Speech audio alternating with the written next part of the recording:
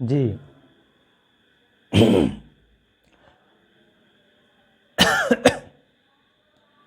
आज हम बात करेंगे असेसमेंट फॉर लर्निंग की, जो बीएड के बीएड सेकेंड ईयर के का एक पेपर भी है जो बहुत ही अच्छा स्कोर करता है।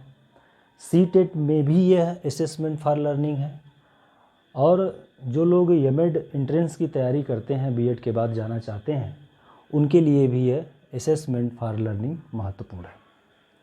इसी पर हम बात करते हैं। असेसमेंट फॉर लर्निंग को हिंदी में अधिगम के लिए आकलन कहते हैं। अधिगम के लिए आकलन। वैसे आप लोगों ने आकलन से जुड़े हुए कुछ और भी शब्द सुने होंगे, जैसे मापन, मूल्यांकन, आकलन ये है, और परीक्षा। ये जो चारों शब्द हैं देखने में एक जैसे लगते ज़रूर हैं, लेकिन इनमें कुछ न कुछ अंतर है। पहले हम लोगों को इसी को समझ लेना है कि मापन क्या है। मापन का अर्थ होता है हम मात्रा में किसी चीज़ को मापते हैं, जैसे ऊंचाई को मापना, लंबाई को मापना, भार को मापना। तो जब ऐसे लोगों को हम नापेंगे, ऐसी चीज़ों को नापेंगे, तो कुछ अंक मिलेंगे। इसीलिए इसे कहा जाता है मात्रात्मक मापन। मूल्यांकन क्या है? मूल्यांकन में हम अंक नहीं लाते, इसमें गुण आते हैं, गुण मापते हैं, जो आगे चलकर हम लोग इस पर बात करेंगे मूल्यांकन पर डिटेल में। इसीलिए इसे गुणात्मक कहते हैं, क्योंकि ये गुणात्मक मान मापता है। आकलन क्या करता है? आकलन सच पूछिए तो कक्ष में इसका आकलन किया जाता है कि विद्यार्थी कितना सीख रहा है, कितना सीख लिया, किस स्तर पर पहुंच गया। स्तर की जांच करते हैं, और स्तर की जांच करने के बाद उसमें संशोधन भी करते हैं, इसमें संशोधन भी करते हैं। तो ये आकलन है। परीक्षा क्या है? एक टूल है। परीक्षा एक टूल है। जैसे मापन में हम बात कर रहे थे, तो मापन में जो हम बात कर रहे थे कि मापन क्या करता है? मापता है। तो मापन जो माप रहा है, किसके माध्यम से मापेंगे हम? लंबाई के लिए हमें पैरामीटर चाहिए, कोई उपकरण चाहिए। उसी तरह से परीक्षण एक टूल है, एक उपकरण है, जिसके वजह से हम किसी भी चीज़ का क्या करते हैं? मूल्यांकन करते हैं। जैसे टीचिंग एप्टीट्यूड। टीचिंग एप्टीट्यूड का जो हम क्वेश्चन बनाते हैं, क्वेश्चन पेपर वो एक प्रकार का टूल है, जिसके माध्यम से हम यह मापन करेंगे कि टीचिंग स्किल में उस विद्यार्थी की, उस व्यक्ति की क्या अभिरुचि है। तो एक परीक्षा एक टूल है, और इस टूल के माध्यम से हम मूल्यांकन करते हैं। तो इस सब में थोड़ा थोड़ा अंतर है, एक जैसे नहीं है, इसमें थोड़ा सा अंतर है। मापन हम अंक का मापन करते हैं, मूल्यांकन व्यापक है। मूल्यांकन के अंदर मापन भी आ जाएगा, आकलन भी आ जाएगा, परीक्षा भी आ जाएगी। परीक्षा तो उपकरण है। तो इस तरह से एक खाका तैयार हुआ कि ये मापन, मूल्यांकन, आकलन और परीक्षा में क्या अंतर है। अब हम सीधे बात करेंगे किस पर? सीधे हम बात करेंगे अधिगम के लिए आकलन में। अधिगम के लिए आकलन में बात जब होती है, तो इसको 3 भागों में बांटते हैं, या कह लीजिए 3 आयाम हैं इसके। आकलन के 3 आयाम हैं। ये आकलन के जो 3 आयाम हैं, असेसमेंट के जो 3 आयाम हैं, वह इस तरह है। नंबर 1 है यही जो आपके पेपर का नाम है, अधिगम के लिए आकलन। दूसरा, अधिगम का आकलन। तीसरा,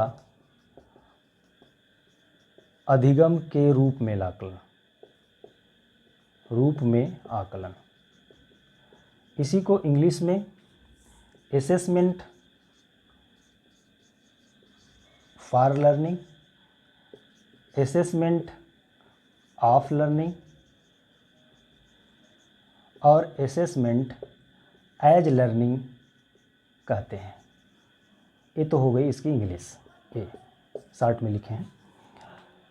तो assessment for learning, assessment of learning और असेसमेंट एज लर्निंग के रूप में ये तीनों चीज़ें आती हैं। इन तीनों को समझ लेते हैं, क्या है ये तीनों। अधिगम के लिए जो आकलन है ये कक्षा में होगा। कक्षा में शिक्षक और शिक्षार्थी के बीच जो चीज़ें पढ़ाई जा रही हैं, ऐसे पढ़ाई गई चीज़ों को कहते हैं अधिगम के लिए आकलन। जो चीज़ें विद्यार्थी को शिक्षक पढ़ा दिया, उसके बाद जब वह देखता है कि जो चीज़ें हमने पढ़ाई है विद्यार्थियों को, वह विद्यार्थियों को कहाँ तक आत्मसात हुई या कहाँ तक प्राप्त किया, तब उसे हम कहते हैं अधिगम का आकलन। दूसरा समझ में आए? फिर से समझिए।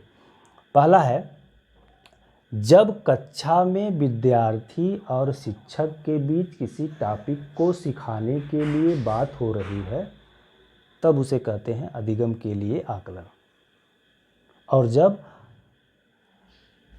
45 मिनट 40 मिनट के क्लास में सिखाने के बाद जब शिक्षक यह जानने का प्रयास करता है कि जो चीज़ें सिखाई गई वो विद्यार्थियों को कहाँ तक प्राप्त हुई कि नहीं हुई, उसको कहते हैं अधिगम का आकलन। और उसके बाद जब विद्यार्थी खुद सीखे हुए ज्ञान को अपने आप में देखे, तब उस तीसरे स्थान पर हम पहुँच जाते हैं, उसे कहते हैं अधिगम के रूप में आकलन। बात समझे? जैसे हम क्या करते हैं, कक्षा में विद्यार्थी के साथ पढ़ाते हैं, पढ़ा दिए, पढ़ाने के बाद जो भी किसी टॉपिक पर, मान लीजिए हम किसी टॉपिक पर बात कर रहे हैं, मान लीजिए इतिहास ही पढ़ा रहे हैं, मुग़ल काल पढ़ा रहे हैं, तो मुग़ल काल के बाद जो भी आपने लेक्चर दिया, जो भी बातें बताई, ये तो हो गया अधिगम के लिए आकलन। फिर आप प्रश्न करते हैं बच्चों से, बच्चा उसका उत्तर देता है, तो आप वहाँ क्या देखना चाह रहे हैं? आप वहाँ देखना चाह रहे हैं कि अधिगम का आकलन, कि विद्यार्थी ने कितना सीखा, कितना ऑब्जर्व किया आपकी बातों को। तीसरा क्या है? अधिगम के रूप में आकलन। जब आप विद्यार्थी को होमवर्क देते हैं, तो विद्यार्थी भी देखता है कि हमने कितना सीखा। विद्यार्थी अपने आप का जब आप आकलन करता है, तब उसे कहते हैं अधिगम के रूप में आकलन। यानी इसको 3 आयाम इसके हैं। किसके हैं? अधिगम, आकलन के 3 आयाम हैं। आकलन के 3 आयाम है, या असेसमेंट के 3 आयाम हैं। वो 3 आयाम कौन कौन हैं? असेसमेंट फॉर लर्निंग, लर्निंग यहाँ लिख देते हैं, assessment of learning, assessment as a learning. ये 3 प्रकार की लर्निंग है। तीनों को आप समझ गए होंगे। अगर नहीं समझे तो एक उदाहरण और लेते हैं, घरेलू उदाहरण लेते हैं। मान लीजिए चावल को हम पका रहे हैं, तो चावल को पकाने के लिए हमें पात्र की, बर्तन की ज़रूरत पड़ेगी, चावल की ज़रूरत पड़ेगी। जो भी सामग्रियां हैं उसको इकट्ठा करके आप शुरू कर दिए। वही काम टीचर भी करता है, कक्षा में तैयार होकर आता है, प्लान बना के आता है, क्या पढ़ाना है, उद्देश्य क्या है पढ़ाने का, सारी चीज़ें तैयार करके आता है, कक्षा में शुरू करता है। तो हम चावल पकाने का काम शुरू कर दिए। हम चावल पका रहे हैं, वह हुआ, उदाहरण हुआ अधिगम के लिए आकलन। हम पका रहे हैं, या कह लीजिए हम चावल को पकाना सीख रहे हैं। चावल को पकाना सीख रहे हैं, तो सभी पात्र को जुटा लेना और कैसे चावल पकाया जाता है, सारी चीज़ें अधिगम के लिए आकलन आ गया। चावल बीच में पक रहा है और चावल के एक एक दाने या 2-2 दाने को हम निकाल कर जब चेक करते हैं कि चावल पका कि नहीं पका, वह किसके अंतर्गत आ गया? अधिगम का आकलन। हम चेक कर रहे हैं कि कहाँ तक चावल पक गया। इसीलिए आकलन और मूल्यांकन में यह अंतर है, मूल्यांकन लास्ट में किया जाता है, जिसमें रिजल्ट में संशोधन नहीं होगा, लेकिन आकलन में रिजल्ट में संशोधन होगा। हमने चावल को देखा, चावल में देखा क्या हुआ, चावल अभी नहीं पका है, तो और उष्मा दीजिए उसको। यहाँ देख लिए अधिगम, तो चावल को बीच बीच में चेक करना क्या किसके अंतर्गत आएगा? अधिगम का आकलन।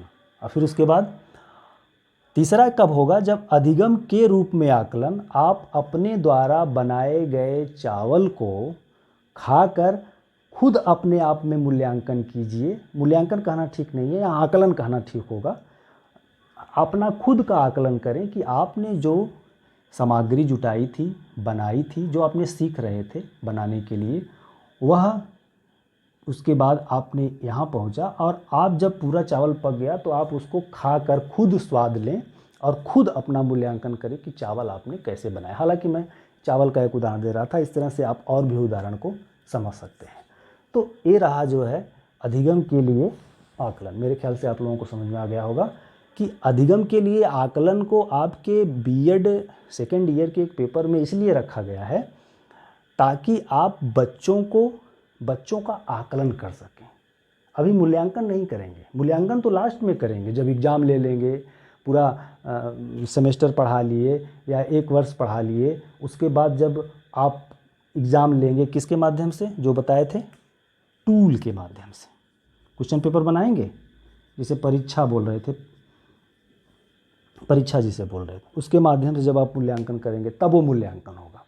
अभी रोज़ जो कक्षा में आप कर रहे हैं वह मूल्यांकन नहीं है बल्कि आकलन है। इसको और भी क्लास में आगे हम और बताएंगे कि आकलन के बाद मूल्यांकन क्या है, मापन क्या है, मूल्यांकन के कितने प्रकार हैं। आपके सिलेबस में CCE है, एक नया कॉन्सेप्ट आया है SBA, स्कूल बेस्ड असेसमेंट, ये नया कॉन्सेप्ट है, उसको भी बात करेंगे, वो भी आपके सिलेबस में है। तो ये सारी चीज़ें हम लोग यहाँ तक बात करेंगे। तो असेसमेंट फॉर लर्निंग का मतलब ही यही है, आपके बीएड सेकेंड ईयर में जो पेपर है असेसमेंट फॉर लर्निंग, उसका काम ही यही है कि विद्यार्थियों को सिखाने के लिए मूल्यांकन करना, यानी अधिगम के लिए मूल्यांकन। आप सिखाने के लिए जो है आकलन कीजिए, ये मूल्यांकन के अंतर्गत सारी चीज़ें आती हैं। तो आज यहीं रोकते हैं, छोटा सा था ये एक छोटा सा क्लास, नेक्स्ट में और अच्छे से करते हैं। ठीक है, बहुत बहुत धन्यवाद।